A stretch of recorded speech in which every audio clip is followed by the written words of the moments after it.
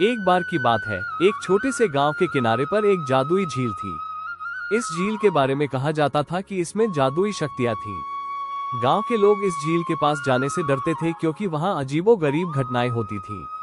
लोग कहते थे कि जो कोई भी झील में जाने की हिम्मत करता है उसे जादुई अनुभव होता है।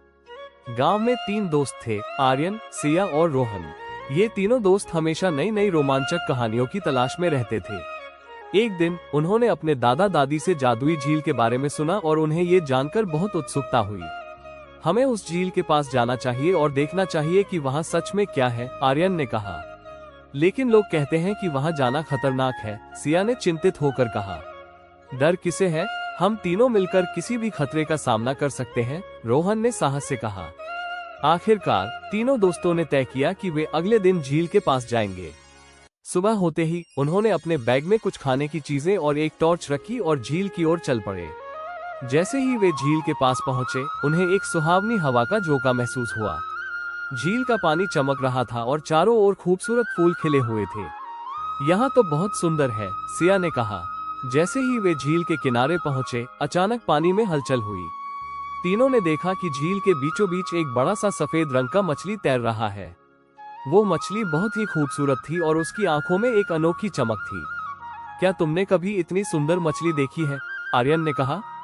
नहीं, मुझे लगता है कि यह जादुई मछली है, रोहन ने कहा। हमें इसे पकड़ना चाहिए, सभी ने सहमति जताई और वे झील के किनारे पर बैठ गए। लेकिन जैसे ही उन्होंने मछली को पकड़ने की कोशिश की, मछली अचानक झील के गहरे पानी में चली गई। तीनों दोस्तों ने मछली का पीछा किया और उन्हें पता चला कि झील के अंदर एक रहस्यमयी गुफा है। चलो हम इस गुफा में जाते हैं, सिया ने कहा। वे तीनों झील में कूद पड़े।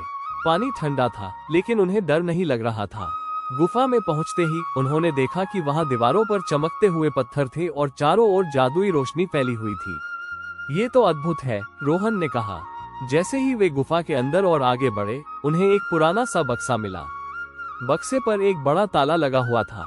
उसके पास एक शिलालेख था, जो सच्चे दिल से आएगा वही इस खजाने का हकदार होगा। हमें इसे खोलने का तरीका खोजना होगा, आर्यन ने कहा। सभी ने बक्से को ध्यान से देखा और सोचा।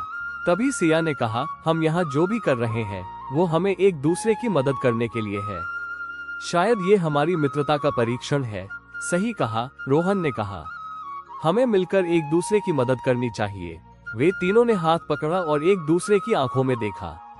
उसी समय बक्सा अपने आप खुल गया। अंदर उन्हें चमचमाते सोने के सिक्के और अनमोल रत्न मिले।